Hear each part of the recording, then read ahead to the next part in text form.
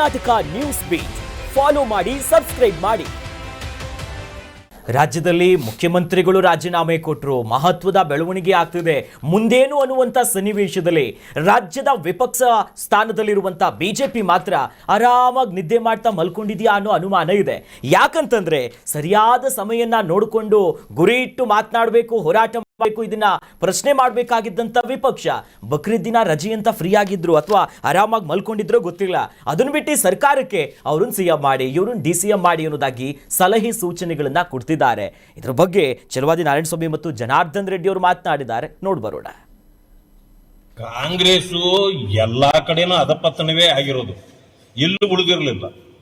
So ಅವರು ಅಹಿಂದ ಹೆಸರಿನಲ್ಲಿ ಈ ಸ್ವಲ್ಪ ಒಂದು ಜನರನ್ನ ತನ್ನ ಹಿಡಿತದಲ್ಲಿ ಇಟ್ಕೊಂಡಿದ್ದು ನಿಜ. ಈಗ ಅಹಿಂದ ಹೋಯ್ತು. ಇನ್ನು ಮುಂದೆ ಇವರು ಮಾತ್ರ ಅಹಿಂದ ಅಲ್ಲ, ಭಾರತ ದೇಶದ ಪ್ರಧಾನಮಂತ್ರಿ ಮೋದಿಜಿಯವರು ಏನು ಅವರು ಅಹಿಂದ ಅಲ್ವಾ? ಅವರು ಹಿಂದುಳಿದವರಲ್ವಾ? ಮತ್ತೇನು ಕಾಂಗ್ರೆಸ್ ಅಹಿಂದನ? ಕಾಂಗ್ರೆಸ್ಸು ದಲಿತರನ್ನ ವಂಚನೆ ಮಾಡಿದ ಮೇಲೆ ಅದು ಹೆಂಗೆ ಇದಾಗ ಹೋಗ್ಲಪ್ಪ. ಮುಸಲ್ಮಾನರಿಗೆ ಆಗ್ಲಿ ನೀವು ಇಷ್ಟೆಲ್ಲ ಅವ್ರಿಗೆ ಏನು ಓಲೈಕೆ ಮಾಡ್ತೀನಿ ಅಂತ ಹೇಳ್ತಿರಲ್ಲ, ಏನ್ ಮಾಡಿದ್ದೀರ? ಅವ್ರನ್ನ ಮುಖ್ಯಮಂತ್ರಿ ಮಾಡಿದ್ರೆ ನಿಮ್ ಪಕ್ಷದ ಅಧ್ಯಕ್ಷರನ್ನು ಕೂಡ ಮಾಡ್ಲಿಕ್ಕೆ ಆಗ್ಲಿಲ್ಲ ನಿಮ್ಮಿಂದ ಅವ್ರನ್ನ. ಪಾಪ ಅವರು ಯಾರೋ ಹೇಳ್ತಾರೆ ಬಿಜೆಪಿ ಮುಸ್ಲಿಂ ವಿರೋಧಿ, ಅಲ್ಲಿ ನಿಮಗೆ ಭವಿಷ್ಯ ಇಲ್ಲ, ನಿಮ್ಮನ್ನೇನೋ ಅರಬ್ಬಿ ಸಮುದ್ರಕ್ಕೆ ಹಾಕ್ಬಿಡ್ತಾರೆ ಅಂತ. ಪಾಪ ಅವ್ರು ನಂಬ್ತಾರೆ, ನಾವೇನ್ ಮಾಡ್ಲಿ? ಮೋದಿಜಿ ಅವರು ಒಂದೇ ಮಾತು ಹೇಳಿತ್ತು, ಸಬ್ಕಾ ಸಾಥ್ ಸಬ್ಕಾ ವಿಕಾಸ್ ಸಬ್ಕಾ ವಿಶ್ವಾಸ್. ವಿಷಯದ ಸಿದ್ದರಾಮಯ್ಯ ನಂತರ ತಾವೆಲ್ಲ ಕೂಡ ನಮ್ಮ ಇಷ್ಟ ಕೇಳಿದ್ವಿ. ಖರ್ಗೆ ಅವರು ಪರಮೇಶ್ವರ್ ಅವರು ಸಿದ್ದರಾಮಯ್ಯ ಅವರು ರಾಜೀನಾಮೆ ಕೊಡೋದು ಗ್ಯಾರಂಟಿ ಆಯಿತು ಅಂದರೆ DK ಶಿವಕುಮಾರ್ ಅವರೇ ಮುಖ್ಯಮಂತ್ರಿ ಆಗೋದು ಗ್ಯಾರಂಟಿ ಅಂತ ನಾವು ಹೇಳಿದ್ದೇವೆ. ಇವತ್ತು ಅದೇ ಕಾಣ್ತಾ ಇದೆ. ನೀವು 6 ತಿಂಗಳಿಂದ ಸಂಡೂರು ಬೈ ಎಲೆಕ್ಷನ್ ಇಂದಾನೆ ಹೇಳ್ತಿದ್ರಿ ಸರ್, ಅವರಿಬ್ಬರ ಮಧ್ಯೆ ಒಪ್ಪಂದ ಆಗಿದೆ ಅಂತ ಹೇಳಿ ಆ ಒಪ್ಪಂದ ಇವತ್ತು ಕಾರ್ಯರೂಪಕ್ಕೆ ಬರ್ತಾ ಇದೆ. ಕೆಲವು ಸಚಿವರು ನೀವು ರಾಜೀನಾಮೆ ಕೊಡಬೇಡಿ ಅಂತ ಹೇಳ್ತಿದ್ದಾರೆ ಸಿದ್ದರಾಮಯ್ಯ ಅವರಿಗೆ. ಒತ್ತಡ ಮಾಡ್ತಾರೆ ಏನಿಲ್ಲ. ಸಿದ್ದರಾಮಯ್ಯ ಅವರ ಒಂದು ಸ್ಥಿತಿ ನಾವು ನೋಡಿದಾಗ ಅವರು ಆಲ್ರೆಡಿ ತೀರ್ಮಾನಕ್ಕೆ ಬಂದಿದ್ದಾರೆ. ಅವ್ರು ಕೊಟ್ಟು ಮಾಡಿದಂತ ನಡ್ಕೋಬೇಕು ಅನ್ನುವಂಥ ಒಂದು ವಿಚಾರದಲ್ಲಿ ಇವತ್ತು ರಾಜೀನಾಮೆ ಕೊಡಲಿಕ್ಕೆ ನಿರ್ಧಾರ ಮಾಡಿದ್ದಾರೆ ಅನ್ನೋದು ಇವತ್ತಿನ. ಸಿದ್ದರಾಮಯ್ಯನವರು ಇವತ್ತು ತನ್ನ ವಿದಾಯದ ಭಾಷಣದಲ್ಲಿ ನುಡಿದಂತೆ ನಡೆದಿದ್ದೇನೆ, ವಚನಬದ್ಧವಾಗಿದ್ದೇನೆ ಅಂದ್ರು. ಆದರೆ ವಿಪಕ್ಷ ಬಿಜೆಪಿ ಮಾತಿಲ್ಲ, ಕತೆ ಇಲ್ಲ, ತುಟಿಕ್ಕಿಲ್ಲ, ಪಿಟಿಕ್ಕಿಲ್ಲ. ಈಗ ಏನಾಗಿದೆ, ಮೊದಲೇ ಇವ್ರ ಮೇಲೆ ಆರೋಪ ಇದ್ದಂತೆ ನಡ್ಕೋತಾ ಇದ್ದಾರೆ. ಹೌದೌದು, ಮಾತಿಗೆ ಅವರು ತಪ್ಪಲಿಲ್ಲ, ಜನರ ಮಾತನ್ನ ಇವರು ತಪ್ಪಿಸ್ತಾ ಇಲ್ಲ.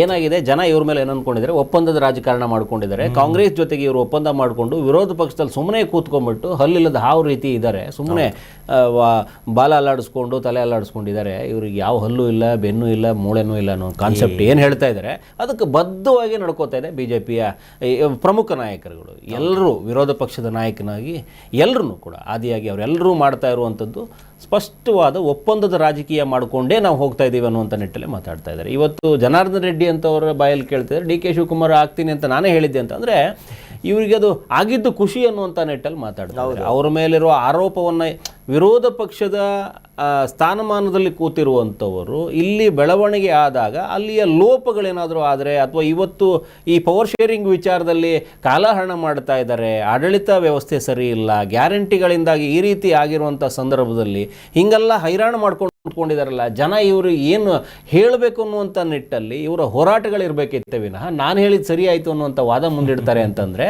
BJPಯ ಬಾಲಿಶತನ ಎಷ್ಟು ಮುಂದಕ್ಕೆ ಬಂದು ಕುಂತ್ಕೊಂಡಿದೆ ಅಂತ. ಅಂದರೆ ನಿಮಗೆ ಯಾವ ಪರಿವೇನೂ ಇಲ್ಲ ಅಂತ. ಇವತ್ತು ಸಾರ್ವಜನಿಕ ವಲಯದಲ್ಲಿ ಚರ್ಚೆ ಆಗ್ತಾ ಇದೆ, ನಾಳೆ DK ಶಿವಕುಮಾರ್ ನಿಂತ್ಕೊಂಡ್ಬಿಟ್ರೆ ಏನೇನು ಆಗ್ಬೋದು ಅನ್ನುವಂಥ ನಿಟ್ಟಲ್ಲಿ ಒಬ್ಬ ಪಾಸಿಟಿವ್ ಹೇಳ್ತಾನೆ, ಒಬ್ಬ ನೆಗೆಟಿವ್. ನಾಳೆಯಿಂದ ಲೂಟಿ ಮಾಡಿಬಿಡ್ತಾರೆ ಅನ್ನುವಂಥ ನಿಟ್ಟಲ್ಲಿ ಮಾತಾಡ್ತಾರೆ. ಇಲ್ಲ ಬಂಡೆ ಬೇರೆ ರೀತಿ ವರ್ತನೆ ಮಾಡುತ್ತೆ, ಇಲ್ಲ ಕಾಂಗ್ರೆಸ್ಸಿಗೊಂದು ಬಲ ಬಂದ್ಬಿಡುತ್ತೆ ಅಂತ.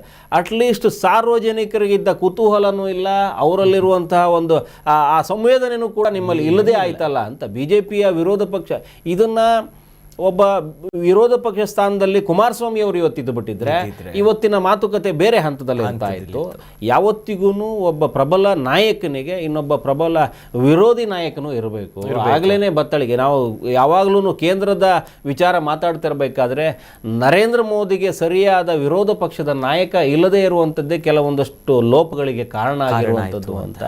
ಯಾಕಂದರೆ ಹೇಳಿದಂತೆ ಕೆಲಸಗಳು ಮಾಡಿಕೊಂಡು ಒನ್ ಮ್ಯಾನ್ ಆರ್ಮಿ ಥರ ಓಡಾಡ್ಕೊಂಡಿದ್ದು ಬಿಟ್ಟರೆ ನಿಮಗೆ ಬೇರೆ ಯಾರು ಆರ್ಮಿ ಅಂತ ಅನ್ಸೋದೇ ಇಲ್ಲ. ಆ ನಿಟ್ಟಲ್ಲಿ ಅಲ್ಲೊಂದಷ್ಟು ಸೋಲುಗಳು ಹೆಂಗೆ ಕಾಣಿಸ್ಕೊಂಡ್ವು, ಅದೇ ರೀತಿ ಇಲ್ಲಿ ಹೇಳೋರು ಇಲ್ಲದೆ ಇರುವಂಥ BJP ಕಾಣಿಸ್ಕೊಂಡು ಎದುರುಗಡೆ ನಿಂತ್ಕೊಂಡಿದ್ದಾಗ ಕಾಂಗ್ರೆಸ್ಸಿಗೆ ಅವರ ಹೊಡೆದಾಟ ಬಡದಾಟ ಪವರ್ ಶೇರಿಂಗು ಇನ್ನೊಂದು ಮತ್ತೊಂದು ಯಾವುದೂ ಕೂಡ ಲೋಪ ಅಂತ ಜನರ ಮುಂದೆ ಎತ್ತಿ ಹಿಡಿಯೋರೇ ಇಲ್ಲ. ಇಲ್ವೇ ಇಲ್ಲ. ವಿರೋಧ ಪಕ್ಷವಾಗಿ ಕಿವಿ ಹಿಂಡೋದು, ಇವರ ಲೋಪಗಳನ್ನು ಅಥವಾ ಸರಿದಾರಿಯಲ್ಲಿ ಇಲ್ಲದೇ ಇರೋನ ಎತ್ತಿ ಜನಕ್ಕೆ ತೋರಿಸ್ಬೇಕಾಗಿದ್ದಂಥ ಸಂದರ್ಭವನ್ನು ಬಳಸ್ಕೊಳ್ಳೋದು ಬಿಟ್ಬಿಟ್ಟು ಇವರಿಗೆ BJPಯಲ್ಲಿ ರಾಜ್ಯಾಧ್ಯಕ್ಷ ಬದಲಾವಣೆ ಇನ್ನೊಂದು ಮತ್ತೊಂದು ಮಾಡ್ಕೊಳ್ಳೋದಕ್ಕೆ ಇವರಿಗೆ ಮುಂದಿನ ಚುನಾವಣೆ 28ರಲ್ಲಿ ನಾವು BJP JDS ಜೊತೆಗೆ ಇರುತ್ತೆ ಅಂತ ಈಗೆಲ್ಲ ಆಲೋಚನೆ ಮಾಡ್ಕೊಂಡು ಕೂತ್ಕೊಂಡಿದ್ದಾರೆ. BJPಯಲ್ಲಿ ಒಡೆದು 10 ಬಾಗಿಲಾಗಿ ಕೂತ್ಕೊಂಡಿದೆ. ಆದರೆ ಕಾಂಗ್ರೆಸ್ಸಿನ ಈ ಸರ್ಕಾರದ ನಡಾವಳಿಯನ್ನು ಎತ್ತಿ ಹಿಡಿದು ಜನಕ್ಕೆ ತೋರಿಸ್ಕೊಂಡ್ಬಿಟ್ರೆ ಇವರಿಗೆ ಆದಷ್ಟು ಪುಷ್ಟಿ ಸಿಗ್ತಾ ಇತ್ತು, ಬಲ ಬರ್ತಾ ಇತ್ತು. ಆಡಳಿತ ವಿರೋಧಿ ಅಲೆಯನ್ನ ಸೃಷ್ಟಿ ಮಾಡಬೇಕಾಗಿರೋದು ವಿರೋಧ ಪಕ್ಷ, ಅದನ್ನೇ ಮರೆತು ಕೂತ್ಕೊಂಡ್ಬಿಟ್ಟಿದೆ BJP ಪಕ್ಷ. ಸೊ ಇದನ್ನ ಕಾಂಗ್ರೆಸ್ ಎಷ್ಟು ಮಟ್ಟಕ್ಕೆ ತಗೊಳುತ್ತೆ ಅದು ಬಿಟ್ಟು ಬಂದ್ಬಿಡೋಣ. ಕೇಂದ್ರದವರು ಇದನ್ನು ಕಣ್ಣಾರೆ ನೋಡ್ಬಿಟ್ಟು ಸುಮ್ಮನೆ ಇದ್ದಾರೆ. ಕಿವಿ ಹಿಂಡದ್ರಂತೆ, ಬಟ್ಟೆ ಸುತ್ತಿ ಹೊಡೆದ್ರಂತೆ, ಏನಕ್ಕೂ ಪ್ರಯೋಜನಕ್ಕಿಂದಿದ್ದವು. ಏನು ಹೊಡೆದ್ರೆ ಎಮ್ಮೆ ಚರ್ಮದವು ಇವು. ಹೌದು, ದಪ್ಪ ಚರ್ಮ. ಇವ್ರನ್ನ ಮಾಡಬೇಕಾಗಿರೋದು ಸರಿಯಾಗಿ ದಾರಿಗೆ ತರಬೇಕಾಗಿರೋದು ಬೇರೆ ರೀತಿಯಲ್ಲೇ ತರಬೇಕಾಗಿದೆ. ಹೊಸ ಅಲೆಯನ್ನು ಎಬ್ಬಿಸ್ಬೇಕಾಗಿದೆ. ಆ ಪ್ರಯತ್ನ ಮಾಡ್ತಾ ಇಲ್ಲ. ಕಾಂಗ್ರೆಸ್ಸಿಗೆ ಅದರ ಲಾಭ ಎತ್ಕೊಂಡು ಇವತ್ತು ಏನು ಮಾಡಿದ್ರು ಸರಿ ಅನ್ನುವಂಥ ನಿಟ್ಟಲ್ಲಿ ಮಾಡಿದೆ. ನೋಡ್ಬೇಕು ಇನ್ನು DK ಶಿವಕುಮಾರ್ ಅವರ ಅಬ್ಬರ ಆಡಳಿತ ಏನಿರುತ್ತೆ ಅನ್ನೋದು ನೋಡ್ಬೇಕು. ಅಂದ್ರೆ ಈ ನಾವು ವಿಪಕ್ಷದ ಬಗ್ಗೆ ಮಾತನಾಡ್ತಾ ನೆನಪಾಗೋದು ಸರ್, ಸಾಮಾನ್ಯವಾಗಿ ವಿಪಕ್ಷ ಅಂದಾಗ ನೆನಪಾಗೋದು ಸಿದ್ದರಾಮಯ್ಯನವರು ವಿಪಕ್ಷ ನಾಯಕನಾಗ ಈ ಯಡಿಯೂರಪ್ಪನವ್ರ ವಿರುದ್ಧ ತೊಡೆ ತಡ್ತಿದ್ರು 2 ಸಲ. ಆ ದಿನಗಳು ನೆನಪು ಮಾಡ್ಕೊಂಡ್ರೆ ಯಾರೂ ಇಲ್ವಾ ಇವರೆಲ್ಲ ಅನ್ಸ್ಬಿಡುತ್ತೆ. ಮತ್ತು ನಮಗೆ ಈ ವಿರೋಧ ಪಕ್ಷ ಸ್ಥಾನದಲ್ಲಿ ಕೂತ್ಕೊಂಡಿರುವಂಥವ್ರು ಹಾಸ್ಯ ಚಟಾಕಿಗೆ ಸೀಮಿತ ಆಗ್ತಾರೆ. ಎಲ್ಲೋ 2 ಮಾತಾಡ್ಬಿಟ್ಟು ಆ ಪಟ್ಟಿ ನೋಡ್ಕೊಂಡು ಓದ್ಕೊಂಡು ಹೋಗ್ಬಿಟ್ರೆ ಯಾವತ್ತಿಗೂ ವಿರೋಧ ಪಕ್ಷದ ಸ್ಥಾನ ಅನ್ನುವಂಥದ್ದು ತುಂಬ ದೊಡ್ಡ ಮಟ್ಟಕ್ಕಿರಬೇಕು ಅಂತ. ಆ ನಾಯಕತ್ವದ ಗುಣ ಅವ್ರ ಹತ್ರ ಆ ಲೆಕ್ಕಾಚಾರದಲ್ಲಿ ಇರಬೇಕು. ಅವರಿಗೆ ಆ ಪಾಂಡಿತ್ಯ ಇರಬೇಕು. ಶಾಡೋ ಕ್ಯಾಬಿನೆಟ್ ಥರ ವರ್ಕ್ ಆಗಬೇಕು. ನೆರಳಿನಂತನೇ ಹೋಗಬೇಕು. ನೀವು ಹಿಂಬಾಲಿಸಬೇಕು. ಅಲ್ಲಿರುವಂಥದ್ದನ್ನು ಎತ್ತಿ ಹಿಡಿಬೇಕು. ನಾವು ಅದೇ ಹೇಳ್ತಾ ಇರ್ತೀವಿ ಯಾವಾಗ್ಲೂ. ಈ ಬೆನ್ನುಮೂಳೆ ಇಲ್ಲದ BJP ವಿರೋಧ ಪಕ್ಷದ ನಾಯಕರುಗಳನ್ನೆಲ್ಲ ಇಟ್ಟುಕೊಂಡು ಸುಮ್ಮನೆ ಹಾಸ್ಯಾಸ್ಪದವಾಗಿ ಇವರು ಹಾಸ್ಯ ಮಾಡೋಕೆ ಹೋಗಿ ಇಡೀ BJPಯನ್ನು ಹಾಸ್ಯಾಸ್ಪದ ಮಾಡಿ ಇಟ್ಕೊಂಡ್ಬಿಟ್ಟಿದ್ದಾರೆ. ಕಾಂಗ್ರೆಸ್ ಅದನ್ನು ಲಾಭ ಎತ್ಕೊಂಡ್ಬಿಟ್ಟಿದೆ. ಅವರ ಇಲ್ಲದೇ ಇದ್ರೆ ಈ ಪವರ್ ಶೇರಿಂಗ್ ವಿಚಾರದಲ್ಲೇ ಇವರು ತೋರಿಸ್ಕೊಂಡು ಬಿಟ್ಟಿದ್ರೆ, ಆಡಳಿತ ವಿರೋಧಿ ಅಲೆಯನ್ನು ಎಬ್ಬಿಸ್ಬಿಟ್ಟಿದ್ರೆ, ಇವತ್ತು ತಮಿಳುನಾಡಲ್ಲಿ ವಿಜಯ್ ಏನು ಮಾಡ್ಕೊಂಡಿದ್ರು, ಆಡಳಿತ ವಿರೋಧಿ ಅಲೆಯನ್ನೇ ಎಬ್ಬಿಸ್ಕೊಂಡು ತೋರಿಸ್ಕೋತಾ ಬಂದು ನಾನು ಅದನ್ನು ಬಿಟ್ಟು ಬೇರೆ ಏನೋ ಕೊಡ್ತೀನಿ ಅಂತ ಹೇಳಿದ್ದಕ್ಕೆ ಇವತ್ತು ಸರ್ಕಾರದಲ್ಲಿ ಕೂತ್ಕೊಂಡಿದ್ದಾರೆ.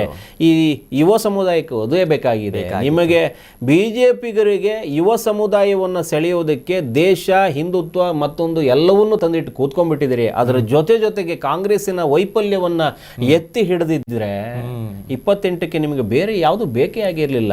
ನಿಮಗೆ ಕಾಂಗ್ರೆಸ್ನವರೇ ಸ್ವಲ್ಪ ಜನ ಸಪೋರ್ಟ್ ಮಾಡ್ತಿದ್ರು. ಯಾಕಂದ್ರೆ ಅವರ ಹಿನ್ನಡೆಗಳೇ ನಿಮಗೆ ಸಪೋರ್ಟ್. ಅವರು ಎಷ್ಟು ಜನ ಇವತ್ತು ಬಣ ಬಡಿದಾಟದಲ್ಲಿ ಎಲ್ಲ ಇವ್ರಿಗೂ ಮೀರಿ ಇವರು ಕಚ್ಚಾಡ್ಕೊಂಡಿದ್ದನ್ನೆಲ್ಲ ನೀವು ಸುಮ್ಮನೆ ಕಣ್ಣು ಮುಚ್ಕೊಂಡು ನೋಡ್ಕೊಂಡು ಓಡಾಡ್ಕೊಂಡಿದ್ರೆ ಅವ್ರು ಇನ್ನೂ ಆರಾಮಾಗಿ ಓಡಾಡ್ಕೊಂಡಿದ್ದಾರೆ. ಸೊ ನೀವು ಪೀಸ್ಫುಲ್ ಆಗಿ ಇರೋದಕ್ಕೆ ರೆಸ್ಟ್ ಇನ್ ಪೀಸ್ ಮಾಡಿಕೊಂಡು ಅವ್ರನ್ನ ವಿದಾಯ ಮಾಡ್ಕೊಂಡು ಕೊಟ್ಟಿದ್ದೀರಿ ಒಬ್ಬರನ್ನ. ಇನ್ನೊಬ್ಬರನ್ನ ಈಗ ನಾಳೆಯಿಂದ ಅಬ್ಬರಕ್ಕೆ ಬಿಡ್ತಾ ಇದ್ದೀರಿ. ಅವರಂತೂ ನಿಮ್ಮನ್ನ ಹುರಿದು ಮುಕ್ಕೋದ್ರಲ್ಲಿ 2 ಮಾತಿಲ್ಲ. ಒಂದೇ ಒಪ್ಪಂದ ಈಗ ಏನು ಮುಂದುವರಿತಾ ಇದೆ ಅದು ಮುಂದುವರ್ಸ್ಕೊಂಡೇ ಹೋಗ್ಬೇಕು. ಹೌದು, ಬೇರೆ ಆಪ್ಷನ್ ಇಲ್ಲ. ಈಗ ಇಲ್ಲಿವರೆಗೂ ಒಪ್ಪಂದ ಇತ್ತು. ಹೊಸ ಮುಖ್ಯಮಂತ್ರಿ ಜೊತೆಗೂ ಒಂದು ಒಪ್ಪಂದ ಮಾಡ್ಕೊಂಡು ಮುಂದುವರ್ಸ್ಕೊಂಡ್ಬಿಡಿ ಅಷ್ಟೇ. ಕರ್ನಾಟಕ ನ್ಯೂಸ್ ಬೀಟ್ ಫಾಲೋ ಮಾಡಿ, ಸಬ್ಸ್ಕ್ರೈಬ್ ಮಾಡಿ.